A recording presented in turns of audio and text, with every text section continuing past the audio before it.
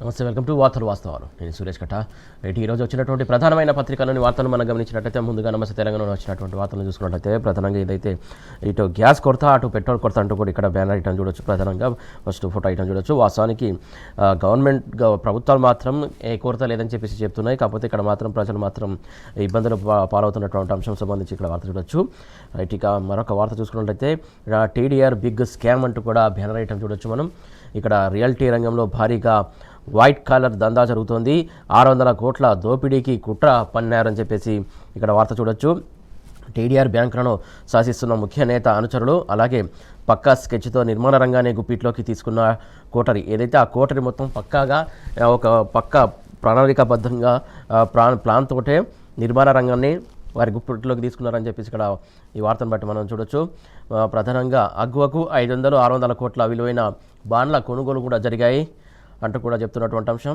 సామాన్యుడి నుంచి 90% బాండ్లు లాగేసుకున్న వైనం, అలాగే ఆపై మార్కెట్లో కృత్రిమ కొరత సృష్టికి బాండ్ల జారీ నిలిపివేత, టీడీఆర్ రేట్లు 22 నుంచి 27% నుంచి ఏకంగా 60%కి పెంపు, డిమాండ్ పెంచేందుకు టీడీఆర్లను తప్పనిసరి చేసినటువంటి సర్కారు, పదంతస్తుల నిర్మాణంలో 10% అనివార్యం చేస్తూ తొలుత జీవో ఇచ్చారు. అలాగే తాజాగా 750 చదరపు మీటర్ల నిర్మాణానికి బాండ్లు కంపల్సరీ ఉత్తర్వులు ఇచ్చారు. ఏదైతే 750 చదరపు మీటర్లు నిర్మాణం చేసుకోవాలనుకుంటే మాత్రం బాండ్ కంపల్సరీ అంటూ కూడా ఉత్తర్వులు జారీ చేశారు. ప్రభుత్వ నిర్ణయాలతో సామాన్యులపైన తీవ్ర ఆర్థిక భారం పడనుంది. దీనికి సంబంధించి ఈ వార్త చూడొచ్చు. కాంగ్రెస్ ప్రభుత్వ ఆలోచనలు భూమి చుట్టే తిరుగుతున్నాయి. తీసుకుంటున్నటువంటి నిర్ణయాలు, చేపడుతున్నటువంటి కార్యక్రమాలు అంతిమంగా రియల్ ఎస్టేటు వ్యాపారానికో బిగ్ దందాకో దారి తీస్తున్నాయి.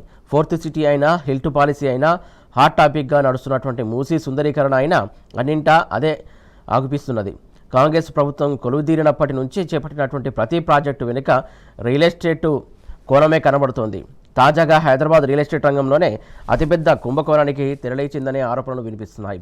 TDR transfer of development rights బాండ్లకు సంబంధించి ముఖ్య నేత అనుచరులు సూత్రధారులుగా నడిపినటువంటి ఈ బిగ్గు దందాలో సర్కారే పాత్రధారి, సామాన్య కొనుగోలుదారులే సమిధలవుతున్నారు. 3 దశల్లో స్కామ్కు కామ్గా రంగం సిద్ధం చేసినట్టు తెలుస్తున్నది.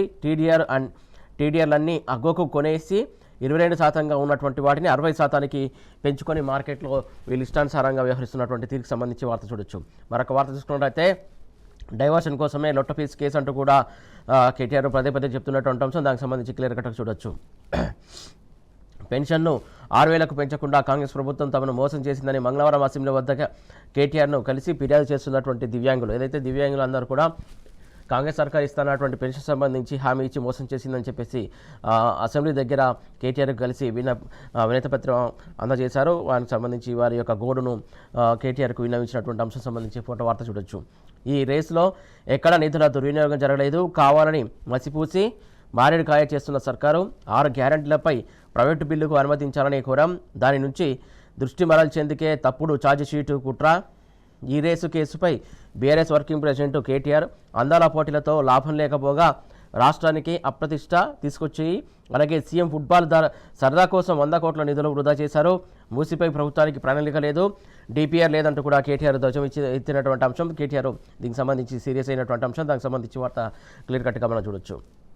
ఇక మిగతా వార్త చూసుకున్నట్లయితే ఏదైతే ఫిరాయింపుదారులపై స్పీకర్ తీర్పు చట్ట వ్యతిరేకం అంటూ కూడా చెప్పినటువంటి అంశం.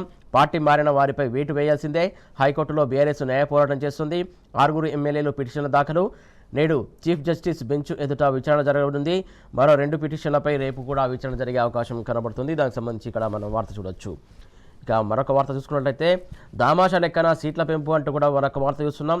తెలంగాణలో లోక్సభ స్థానాలు 17 నుంచి 26కు పెరిగే అవకాశం ఉంది. అసెంబ్లీ స్థానాలు కూడా 119 నుంచి 179కి పెరిగే అవకాశం ఉంది. 50% మేర పెరగనున్న లోక్సభ, అసెంబ్లీ సీట్లు పెరిగిన స్థానాలకు లోబడే డీలిమిటేషన్ ప్రక్రియ కొనసాగుతుంది అంటూ కూడా ఇక్కడ వార్త చూడొచ్చు. కీలక నిర్ణయం తీసుకున్న కేంద్ర ప్రభుత్వం 543 నుంచి, ఏదైతే మొత్తం దేశవ్యాప్తంగా ఉన్నటువంటి పార్లమెంటు స్థానాలు 543 నుంచి 816కు పెరగనున్న లోక్సభ సీట్లు 2029 సార్వత్రిక ఎన్నికల నుంచి అమలుకి ఈ అంశం వస్తుందంటూ కూడా వార్తను బట్టి మనం అర్థం చేసుకోవచ్చు. ఈ పార్లమెంటు సమావేశాల్లోనే బిల్లుకు ప్రయత్నాలు జరుగుతున్నాయి. ఎన్డీఏ పక్షాలు విపక్షాలకు తెలియజేసినటువంటి అమిత్ షా ఏదైతే దేశంలో పార్లమెంటు అసెంబ్లీ నియోజకవర్గాల పునర్విభజనపై కేంద్ర ప్రభుత్వం కీలక నిర్ణయం తీసుకున్నది. లోక్సభతో పాటు 28 రాష్ట్రాల్లోని శాసనసభ స్థానాలను దామాషా లెక్కన 50% పెంచాలని నిర్ణయించింది. దీని ప్రకారం ప్రస్తుతం లోక్సభ స్థానాలు 543 నుంచి 816కు చేరుకొనున్నాయి. దేశవ్యాప్తంగా ఉన్నటువంటి 4123 అసెంబ్లీ స్థానాలకు 6185కు చేరుతాయి. మరొక వార్త చూసుకున్నట్లయితే బీసీలకు కాంగ్రెస్ సర్కారు దగా అంటూ మరొక వార్త చూస్తున్నాం. ఏదైతే తాజా బడ్జెట్లో అంకెలే అందుకు నిదర్శనం అంటూ కూడా చెప్పొచ్చు. సప్లాన్ ఊసలేదు, 1,00,000 కోట్ల మాటే లేదు అంటూ కూడా ఏదైతే మధుసూదనాచారి మండలిలో అడిగినటువంటి అంశం, దానికి సంబంధించి ఇక్కడ క్లియర్ కట్గా మనం వార్త చూడొచ్చు. ప్రభుత్వం బలహీన వర్గాల ఆగ్రహానికి గురికాక తప్పదంటూ కూడా ఆయన హెచ్చరించినటువంటి అంశం, మండలిలో ప్రతిపక్ష నేత మధుసూదనాచారి చెప్పినటువంటి అంశం, దానికి సంబంధించి చూడొచ్చు. సభ నిర్వహణ తీరుకు నిరసనగా బీఆర్ఎస్ కూడా వాకౌట్ చేసింది. ఏదైతే సభ నిర్వహిస్తున్నటువంటి తీరుకు సంబంధించి తీవ్రమైనటువంటి వ్యతిరేకత, ఆగ్రహం వ్యక్తం చేసి బీఆర్ఎస్ సంబంధించినటువంటి నాయకులు వాకౌట్ చేసి వచ్చినటువంటి అంశం సంబంధించి వార్త చూడొచ్చు. నిన్న ఏటా 20,000 కోట్ల చొప్పున బీసీలకు 5 ఏళ్లలో 1,00,000 కోట్లు ఇస్తాం, సబ్ప్లాన్ అమలు చేస్తామని ఉదరగొట్టినటువంటి కాంగ్రెస్ ఆచరణలో మోసం చేస్తున్నదంటూ కూడా ఆరోపించారు మధుసూదనాచారి. తాజా బడ్జెట్లోనూ దగా చేసింది. బడ్జెట్ అంకెలే అందుకు నిదర్శనమని శాసన మండలిలో ప్రతిపక్ష నేత మధుసూదనాచారి ధ్వజమెత్తారు. మంగళవారం మండలి ప్రశ్నోత్తరాల సమయంలో ఆయన ఈ సందర్భంగా మాట్లాడారు. స్థానిక సంస్థలో బీసీలకు 42% కోటా ఇస్తామని విస్మరించిందని దుయ్యబట్టారు. సప్లాన్ ఊసేలేదని, ఏటా 20 కోట్ల మాట ఇచ్చినటువంటి నేపథ్యంలో అది మాట తప్పారంటూ కూడా ఆయన ఆగ్రహం వ్యక్తం చేశారు. 2024-25 బడ్జెట్లో కూడా బీసీ సంక్షేమానికి 9,606 కోట్లు కేటాయించి 6,211 కోట్లను విడుదల చేసి కేవలం 1,932 కోట్లే ఖర్చు చేసిందని విమర్శించారు.